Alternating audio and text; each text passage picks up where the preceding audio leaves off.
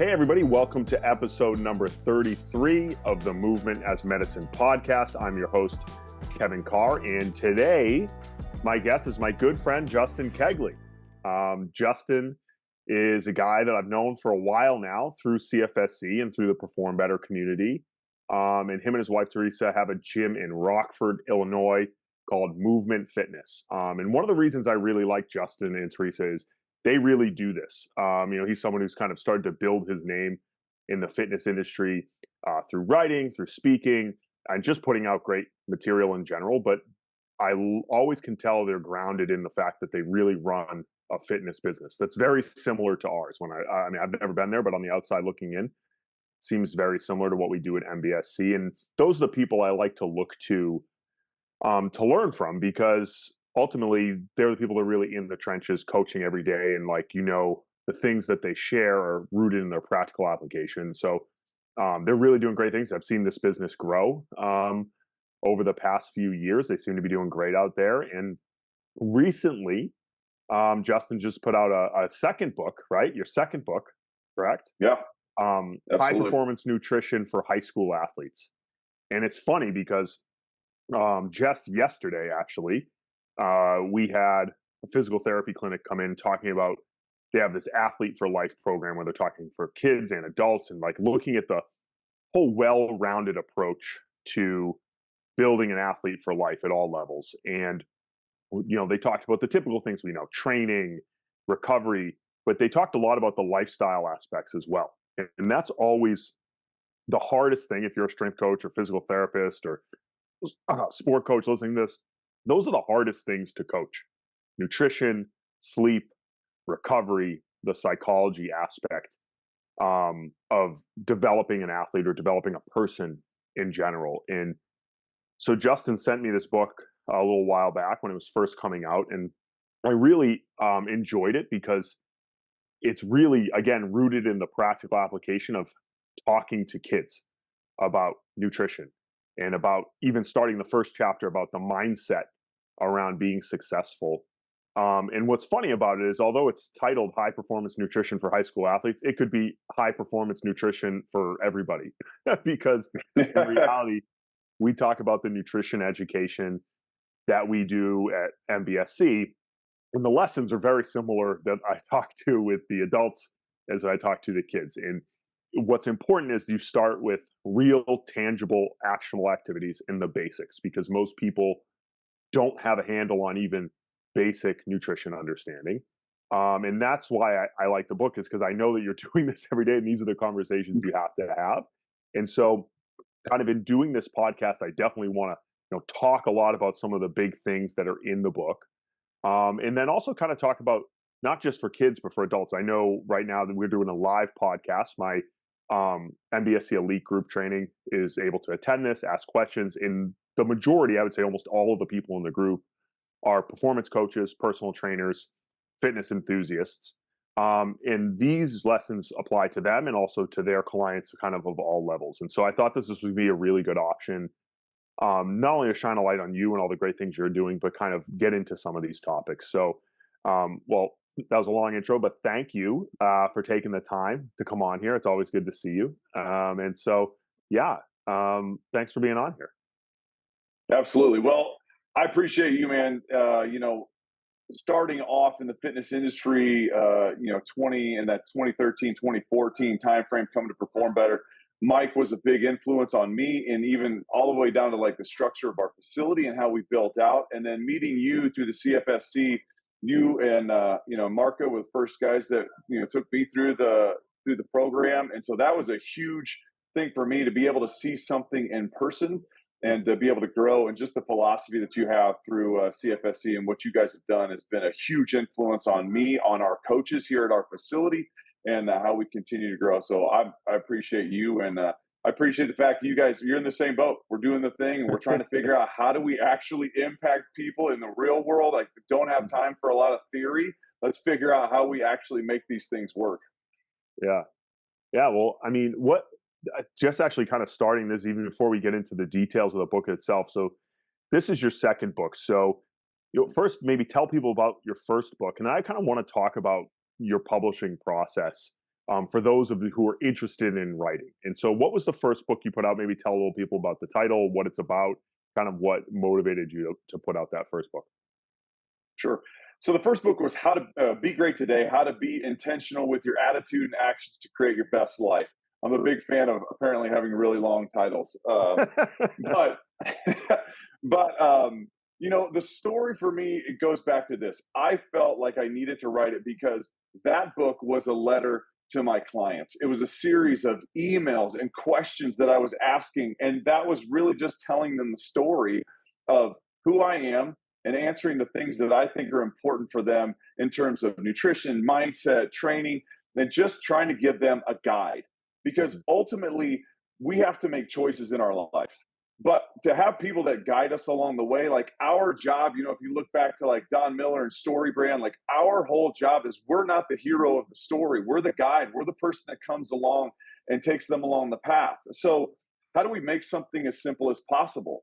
And I know from my perspective, I started off, I played college football and I did bodybuilding and powerlifting. But, a couple years out of college, I found myself at 296 pounds. And I was not, a bulky 296. It was fat. So I found myself in a position where I just wasn't happy with myself. And I know that people walking in our facility from an adult perspective have that feeling of like I'm uncomfortable. And so I wanted to be able to tell a story of going like, look, we can relate. I understand where you're at, and I've been on this journey, and I want to walk through it with you. But it's not just about the physical; it's about the mental and how we help you to reshape your mindset. And that's what Be Great Today means: is how do we be in control of our attitude and our actions? How do we specifically go, look, there are only two things that we can control. You can't control your spouse, your job, your boss. You can't control a lot of the factors, the weather, all the things. You can't control so much. But what you can be in control of is your attitude and your actions. And if you take that approach to go, look, I'm gonna choose to focus on the things that I can do, and then I'm just gonna start taking action on them. It doesn't have to be huge steps. Start taking progress, no matter if you're trying to start a business, lose weight, trying to make the team, trying to get a college scholarship, whatever it is, you have to start taking steps at some point. And so that was the point of the first book, was to really tell the story and then to help guide people along that path.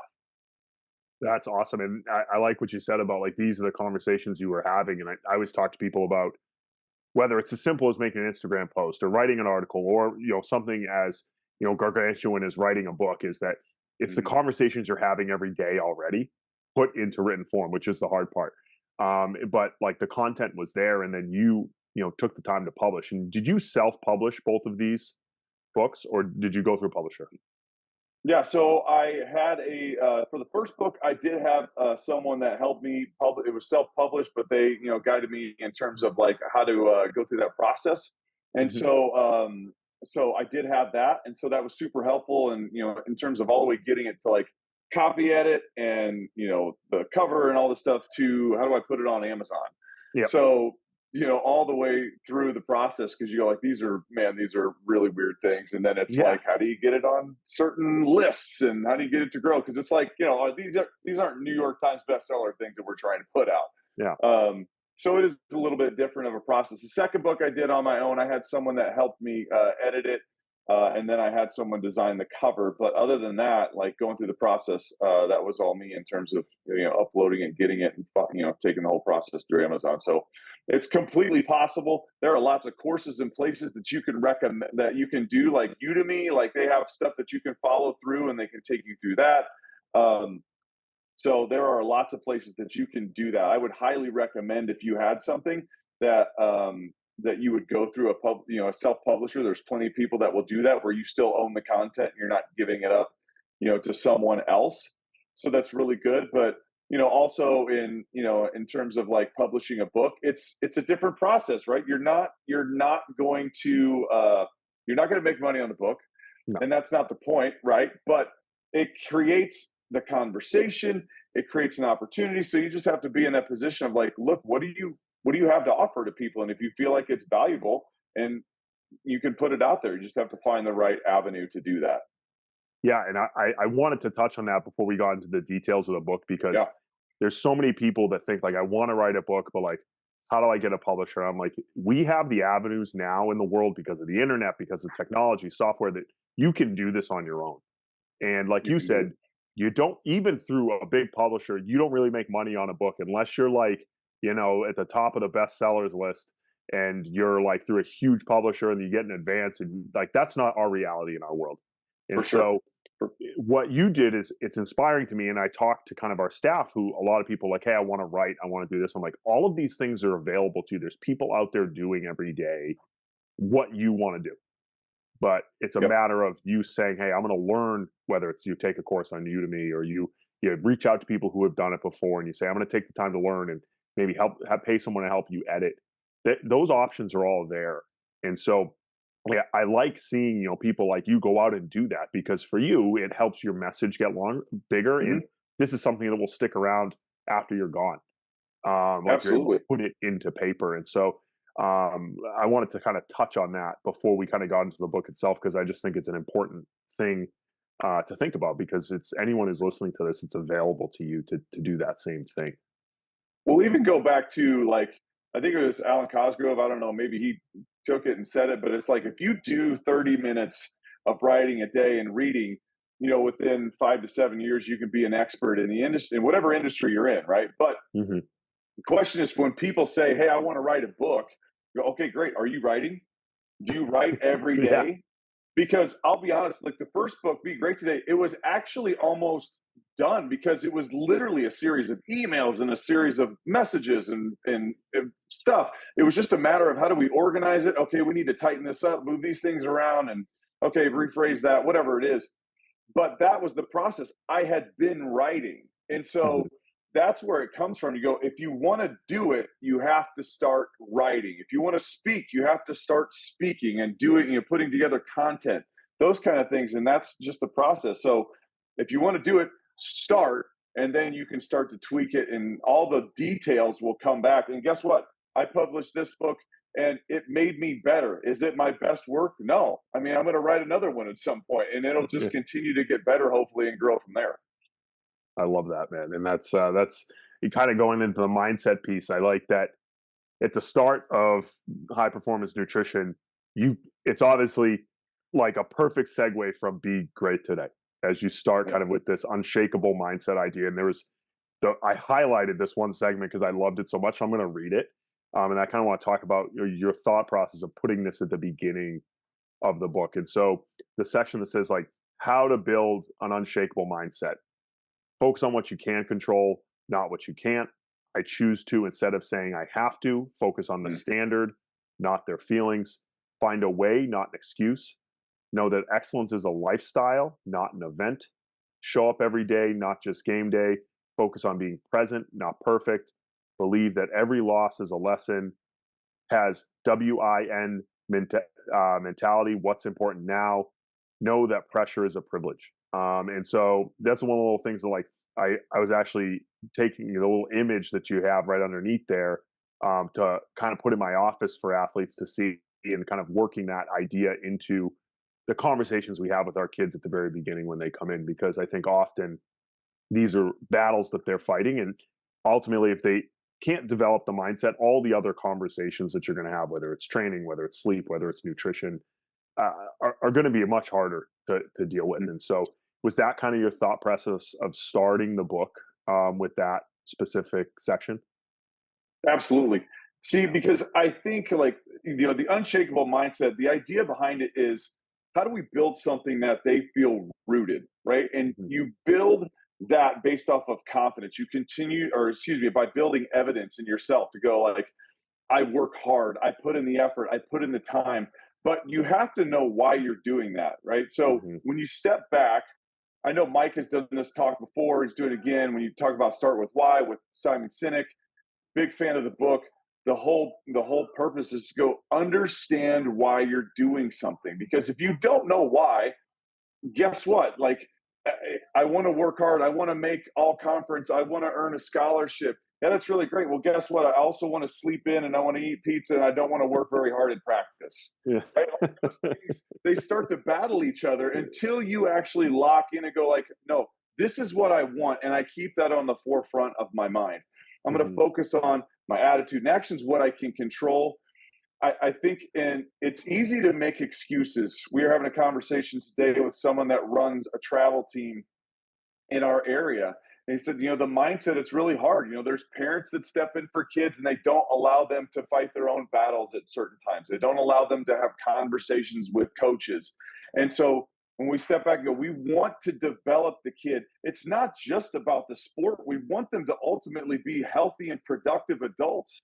And Hmm. so when you look at the people that stand out, your athletes right now, or the people that we've just, grown up over the years, the people that stand out are the ones that still have this mentality of like, it's on me. It's my responsibility. There's nobody else that's going to do it for me. I'm going to find a way. I'm not going to find an excuse.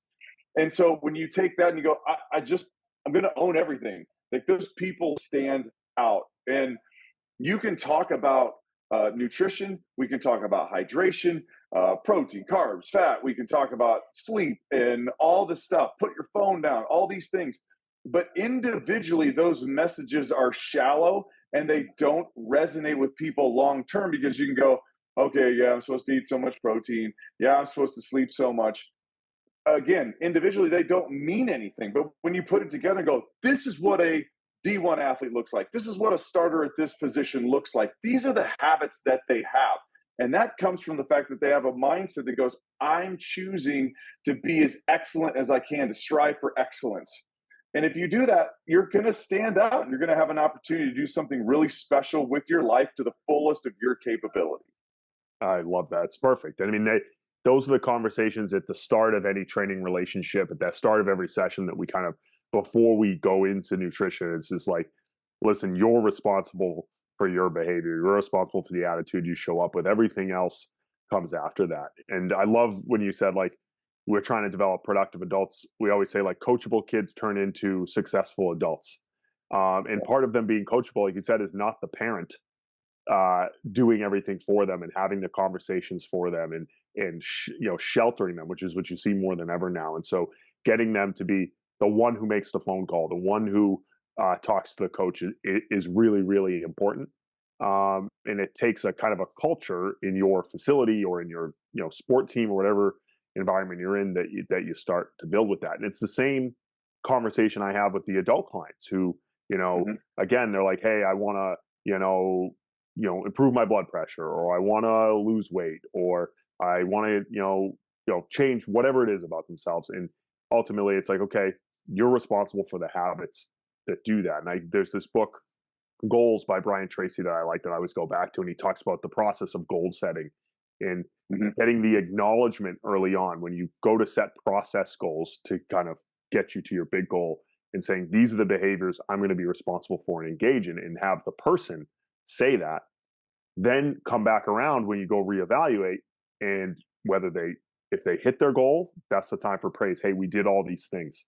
You drank half a body weight in ounces at least every day in fluids. You worked out 3 days a week consistently. You tracked your calories, whatever it was going to be. Whereas if they don't hit their goal, we say, okay, did we do these behaviors? And like being able to track behaviors weekly, you can say, well, we didn't do the things we wanted to do, so maybe we change the goal.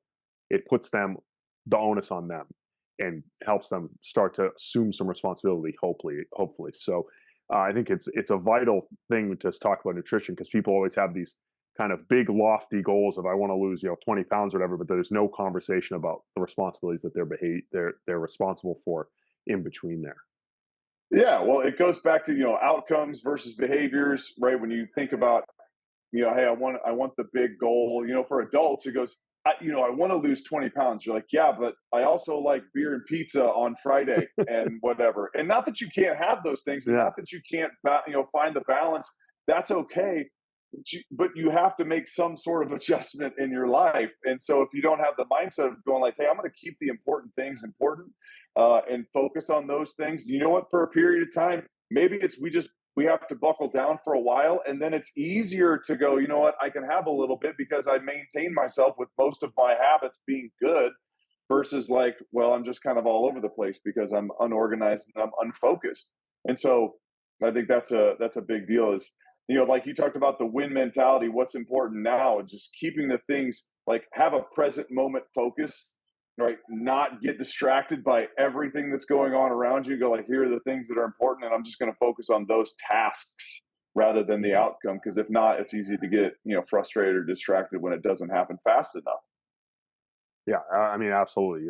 Focus on the 6 feet in front of you every day.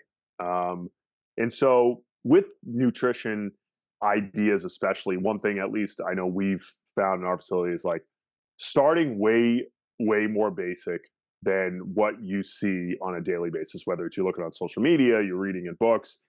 I think what the disconnect is often in fitness and in health in general is that the information that's often promoted is so far ahead of where the average person who was probably coming to see us is.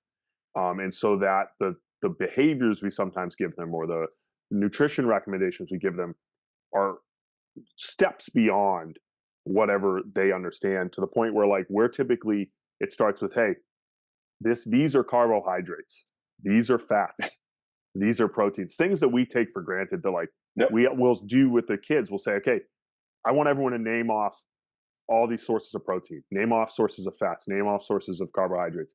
And that is a struggle for some of them.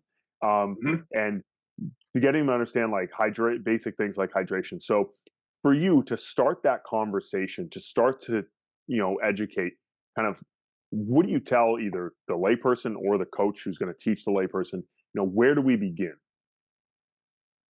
So we always start with protein first strategy because our goal is we want to start to shape a healthy diet. And overall, we know that carbs and fat can vary over time. Obviously, as a kid, younger, as a high school kid, they need more fuel, so that's a little bit different. But when we look at this, I take from Dr. Gabrielle Lyons. She said, muscle is the organ of longevity, and muscle is built based off of protein and resistance training. So if we just step back for a kid and go, look, if you can set this up and go, we want you to start thinking about what a protein is. So Mhm. we talk about it after workouts. Hey, what are we gonna do after we leave here? Oh, we're gonna eat a protein. Okay, great. What's proteins? Right. And you have all the kids and they're giving that feedback. We just start with that, like start with the simple stuff. Because like you said, if we're sitting there going like, hey, you need 0.7 to 1 gram per pound of body weight of protein, and you can break that down into 4 meals, and it's going to look like 27 to 32 grams per meal. And they're like, dude, I don't even know how to read a label. Okay, Yeah, so exactly. those, those are those are all things. This whole thing, Kevin, started when we just sat back from a basic. Let's talk about basics. It's in the beginning of the book, but we didn't. It was totally unscientific. But I said, guys, I want to know what our kids are coming in and doing. So let's ask them, like, hey, did you have breakfast this morning? No. Okay. Well, if that was the earlier morning crowd. Okay. If they came in later, it's like, what have you done today? Well, I had practice and I had camp for this thing. Okay, great. What have you had to eat? Well, I had a granola bar for breakfast and I haven't had anything since. We're like, okay, it's 1 o'clock and you burned like 2,000 calories and you put in 500 in your mouth, right? Yeah. So getting them to go like, you don't even know. And so then asking, hey, how much water have you had today? I don't know. Like, did you drink a bottle? No. I mean, maybe I had a sip or something. So that's where it all started. And I was blown away because I'm like, okay, we've talked about protein, we talked about hydration, but it was just, and we have great parents and great people that are supportive and all that, but they just don't know or Mhm. they're not executing on it. And so literally trying to make it as simple as possible, putting it on little cards that we have that we can hand out to them and go like, hey, here's what it looks like, making Mhm. sure that you're hydrated throughout the course of the day. Obviously the book was designated to go like, here's all the things that we think you can do. That let's start with some simple stuff, but here's what you can do in order to just start to make sure that do you drink 100 ounces of water a day? Yeah. you know for most athletes, we talk about like, okay, it's half your body weight in ounces, blah blah blah, but athletes obviously on when they're in season, it's like you're going to need more than that. Oh yeah. So so that's with adults we go 100 ounces of protein, 100 ounces of water. If we can start to get people to go on those tracks, we go like, all right, that's success, because Mhm. we can figure other stuff out. With kids, it's like, hey, let's start thinking about protein, let's have protein for breakfast and let's have protein immediately after you work out. If we can do those things, get you thinking about it, get you eating it in the morning, and then get you doing it right after a workout, I would call that a win on the lowest level. And that's we're going to start progressing them to build the habits. Because then you go, hey, coach said I have to eat protein after my workouts. Well, 5 years from now, when they're not here anymore, hopefully that sticks in your head. Go, hey, I worked out. I'm supposed to have some protein. Okay, Yeah. great. That's a win.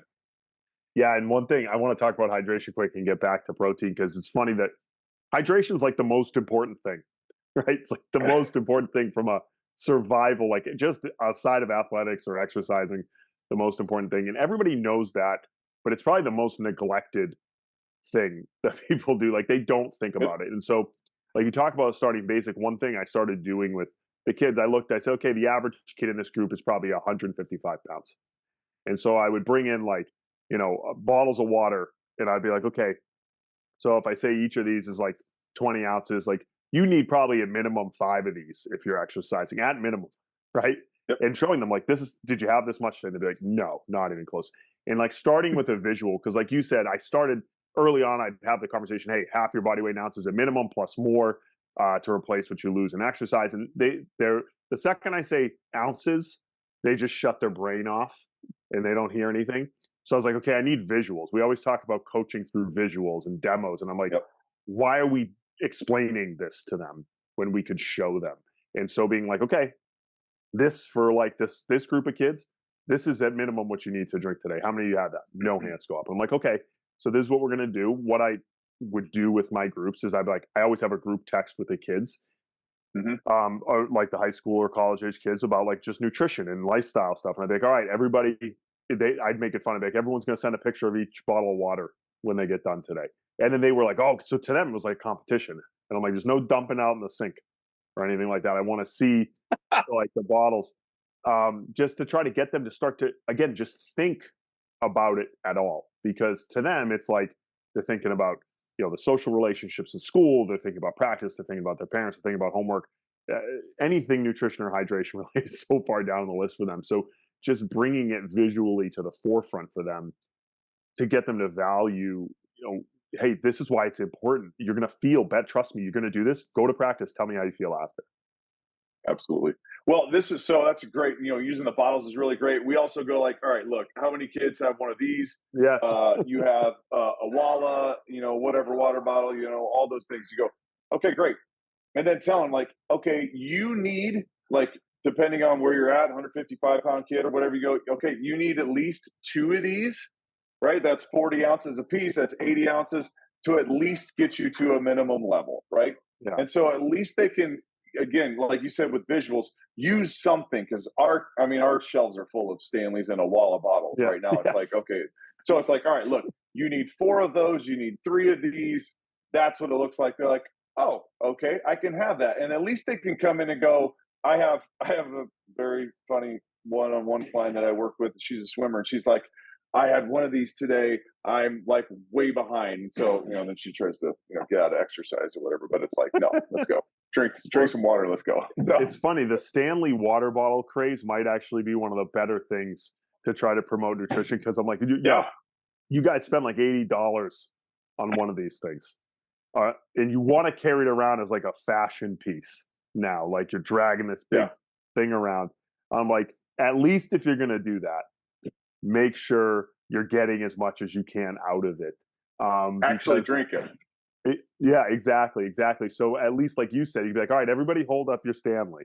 And you're like, okay, I need you to have at least a couple of these a day at very minimum. And so again, it brings it right to them. So take advantage of that. I also saw you talk about visuals. You have we have that same hydration chart in the bathrooms for them to look at. And the kids always kind of joke about it, but I'm like, listen, this is for you go in there, you're evaluating, where are you? What were your behaviors prior to you coming in here today? And you're getting immediate feedback on that.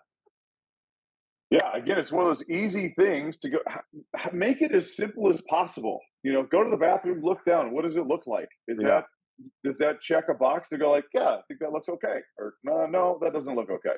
So it's literally make it as simple as possible. But again, it builds long-term habits, and so I think that's that's the thing is if we can get those things into their mind now, it just makes a huge difference. But it's always a battle. So try to Mhm. make it as simple as possible. And kind of going to protein, like you said, we tend to always start with, breakfast and protein are the two big kind of Yeah. things we start with from a nutrition standpoint. And protein's interesting because, the people who might have a little bit of knowledge who are like, well, the RDA is like, what is it, 0.8 grams per kilogram. And they're like, Yeah. and I'm like, listen, what you need to understand about an RTA is that that's the minimum so you don't like die. Yeah. And so you are doing much more than that. And sometimes it's hard because people, whether it's culturally, they're not accustomed to eating a lot of protein. You Mhm. realize kids, their parents don't make the food choices the way they're brought up. Like starting to have that conversation about, in reality, this is how much you should be having Mhm. throughout the day can be difficult to have with people to really understand if you want to support your training that this is really important. It's probably much more than what you're used to. Absolutely. And I think I always try to relate it back to the kid and go, are you sore? Like, what is your level of general soreness throughout your life? Mhm. And I had an example of a kid, actually a middle schooler, a month ago. He's coming in, and I know him well, and so I know mom and dad, and they're like, he's working hard. Like we know he does a lot of stuff. He plays hockey, he plays baseball, and so he's busy, but he's like really, really sore and hurting. And so we sat down. I said, "Well, tell me what you're eating." And he's like, we break down the meals. I'm like, dude, you're not getting any protein. You're dying because your muscles aren't able to repair themselves. We switched the plan, mapped it out. Like, hey, here's the deal. Like, eat this. And literally within a week, he's like, yeah, I'm good. So it's just amazing to try to get them to understand it's not a matter of you can't go out and you can't perform. You want to jump higher, you come here to sprint faster and jump higher and all that stuff. That's awesome, but you're not going to reach your full potential if you're not eating to fuel it because we break stuff down here like, trying to keep it simple for them. We're tearing down, you repair when you sleep and eat. You have to take care of yourself in that way, and if you don't, you're not going to be able to jump. You're going to be sore and you're going to put yourself at risk for an injury, which ultimately is going to take you off the field completely.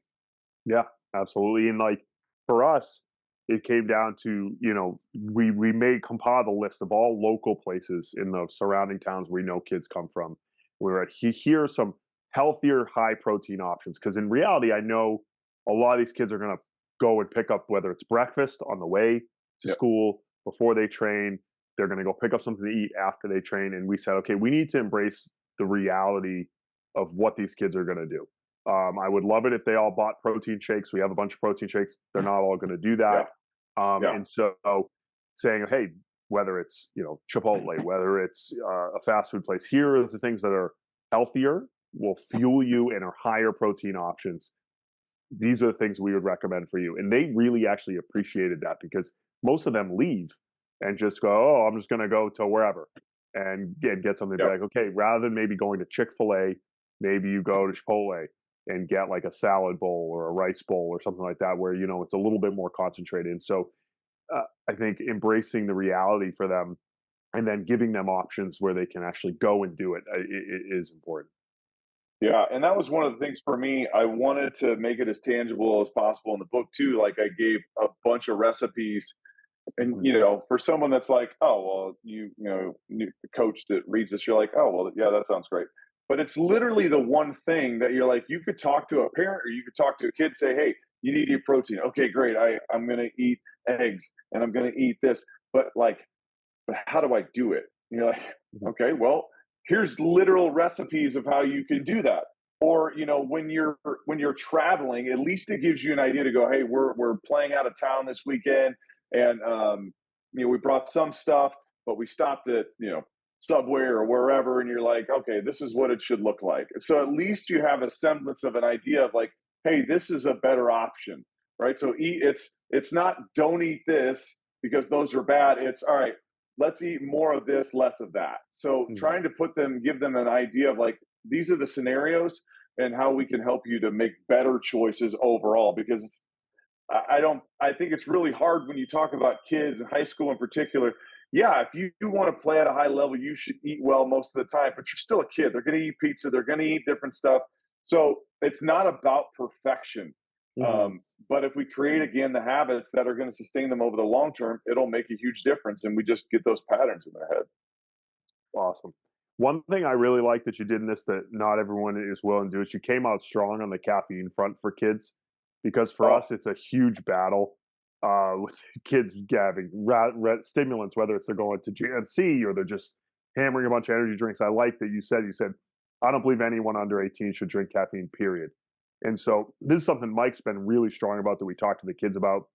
And it seems like in fitness culture, people kind of think like, oh, that's not a big deal because it's adults talking to other adults. But when mhm. you realize with kids, I don't think they realize it unless they work with kids that Yeah, the caffeine consumption is through the roof. And these kids can easily go to a 7-Eleven and get a caffeine drink that has 300 milligrams of caffeine, which is yeah, outrageous. And yeah, so from a health and safety standpoint, I think it's really important because you see kids that end up having, health, heart related or issues and results to the caffeine. And so I think that it's something that just gets glossed over a lot, especially when talking about training for youth.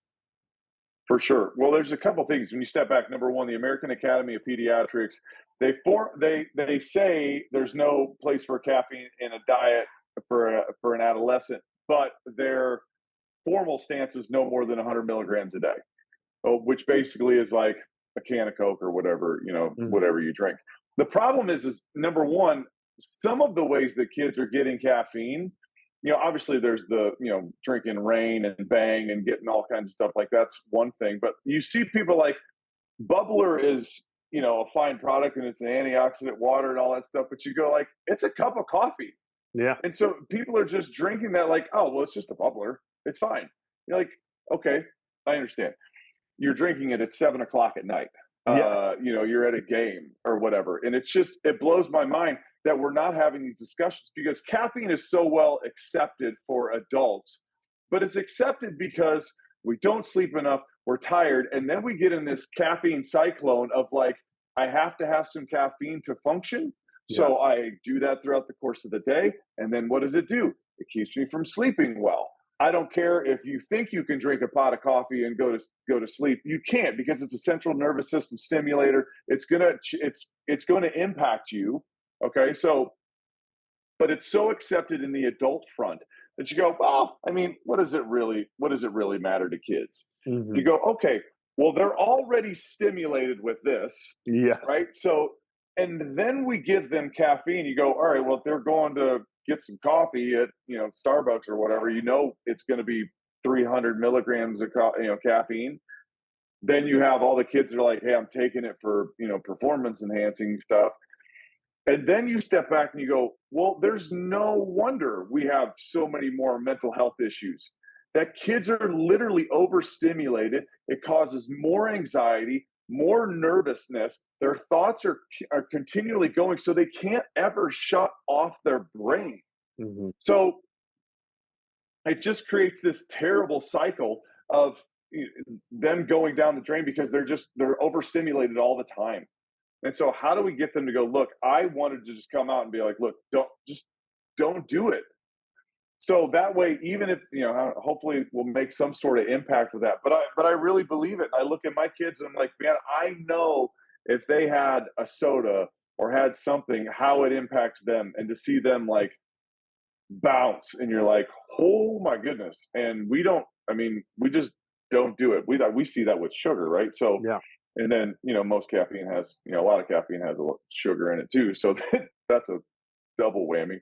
So, yeah, I just really don't, I really wanted to be strong on that because I really feel strongly about that, especially with the mental health aspect, let alone of what it's doing to your body. So that's absolutely true.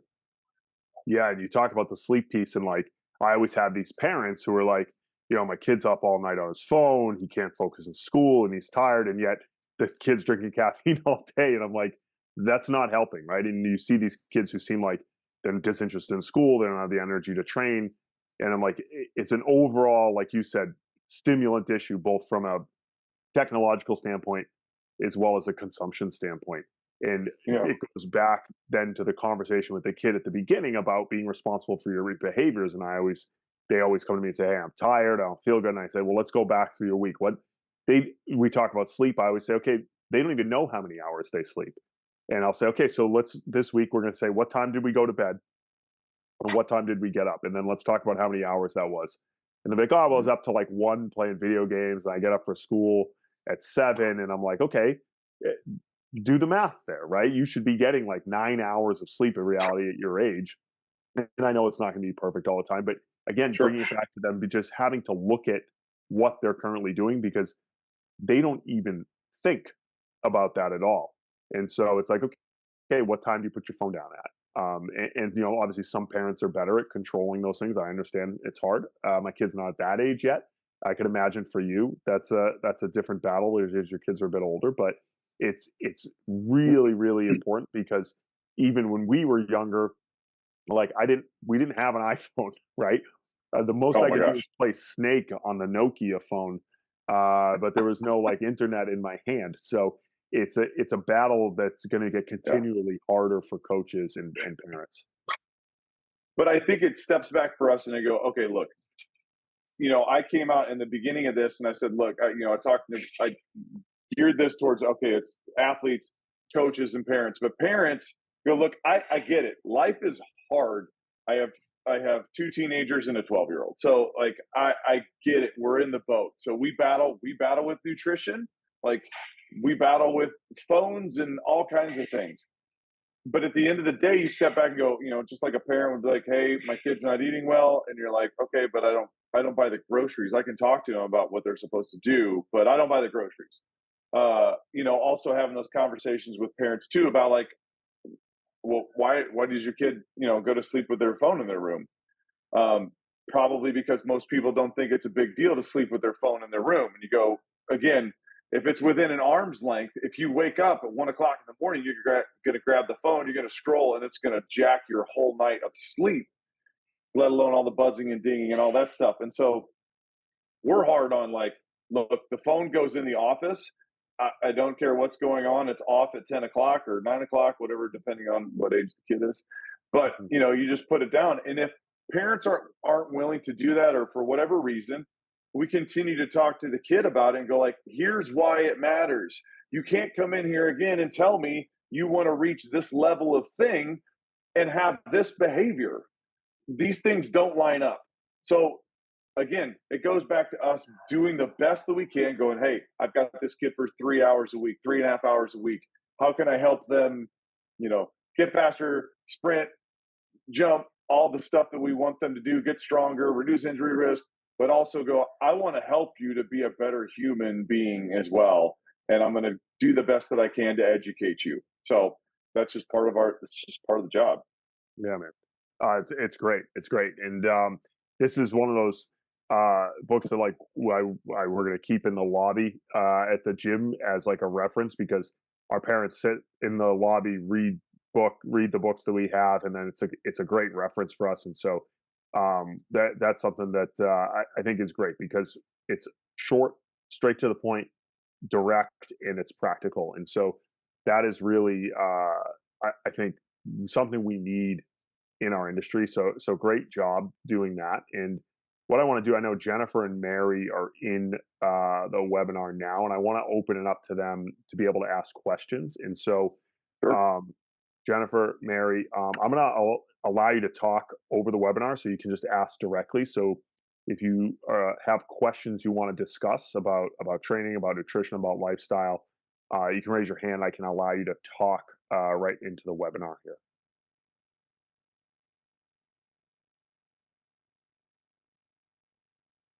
All right, Jennifer, go right ahead. Okay, can you hear me? Yes. Okay. I was wondering, I'm a physical therapist who works with geriatrics, so not kids. And so I don't know if this will be in your guys' wheelhouse. But we deal with a lot of muscle loss as our patients age. And but our patients are also dealing with osteoporosis.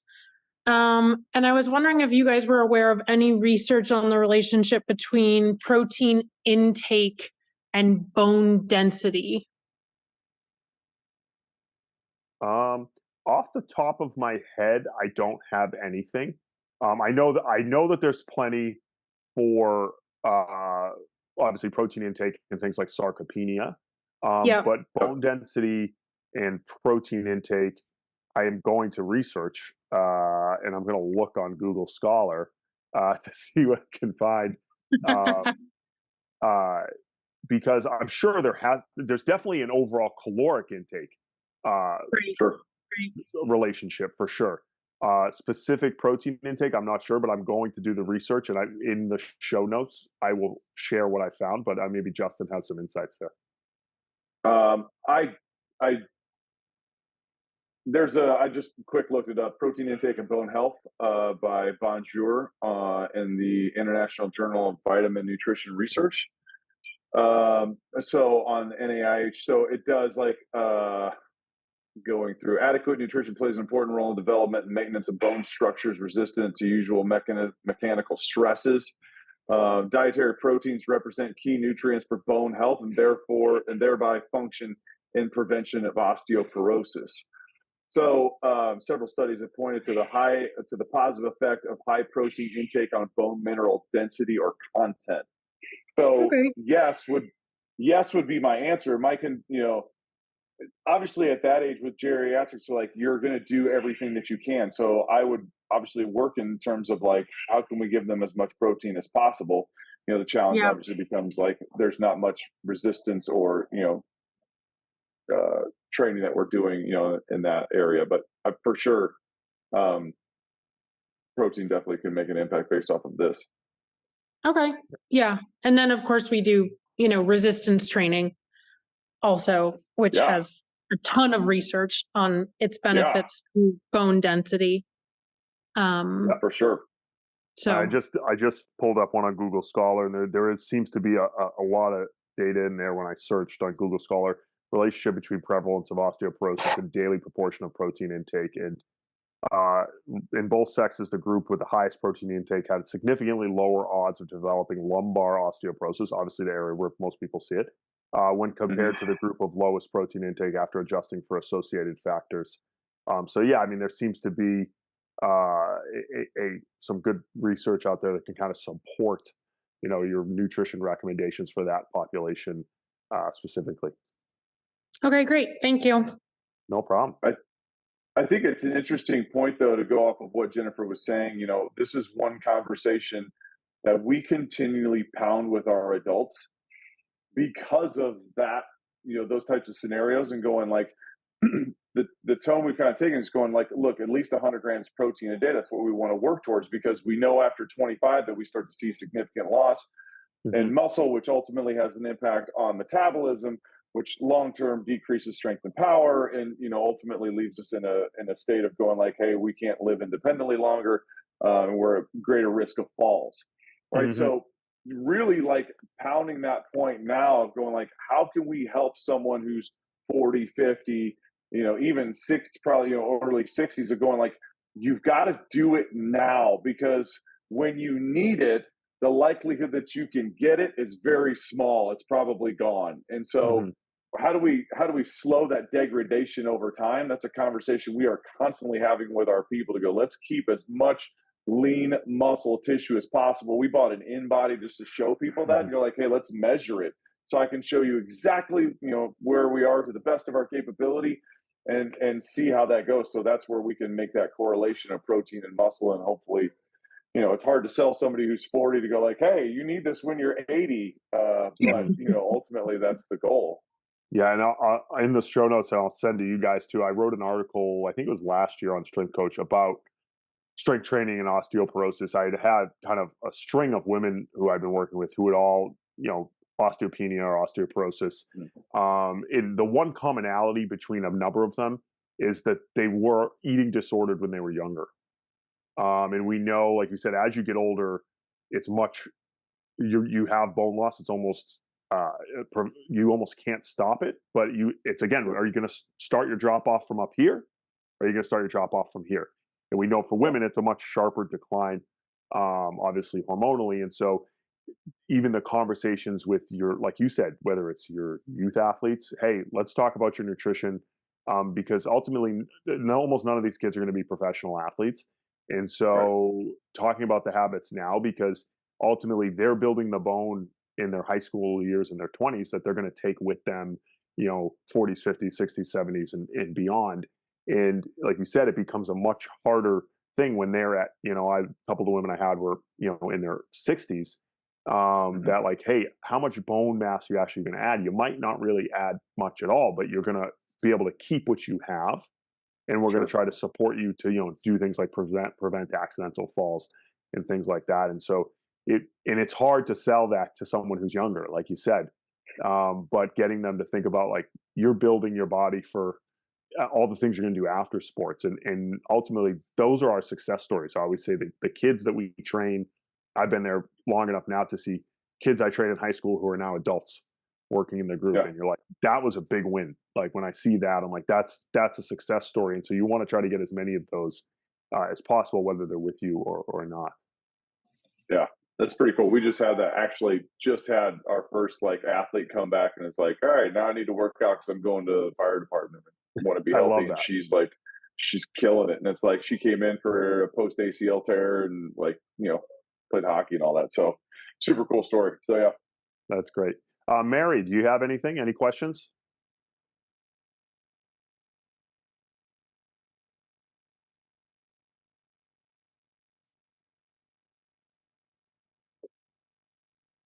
Mary's checked out. It's okay.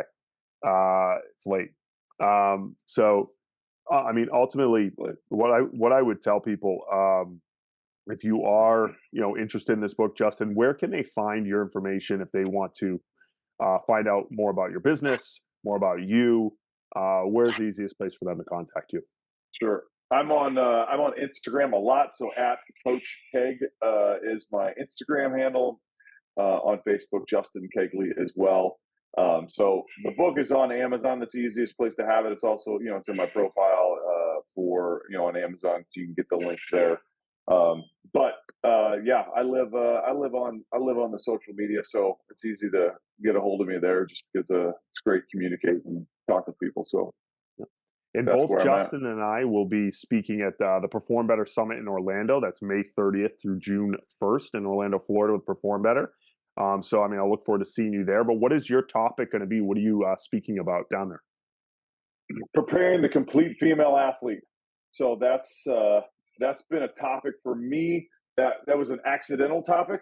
I had a female athlete. We had opened up Movement Fitness, and the idea was going to be, we're going to train the dudes and some football guys, because that's who I was. And when business starts, you kind of like do whatever you need. And I had a physical therapist call me and say, I got a girl's 4 months off an ACL tear, and she needs more. She's ready to progress to the next level, so you need to take her. And to be honest, the only thing, Kevin, that I like, the only certification I had at that point, well, I had the CS, I had no CSCS, but I had the CFSC. That was the practical thing. I'm like, all right, I'm just going to do that, and then I'm going to grow from there. And so it's become quite a big thing in our business. We actually have an athletic trainer on staff now that runs a full return to sport protocol. And so we've done that. And so that's just been a passion of mine that's continued to grow over years. And the girl that was 14 now, or 14 then, is now just signed with the Chicago Red Stars. So like a girl that was like, had the dream, made it after that. And so we just had success with one girl after another. And so 65% of our athletes here are female.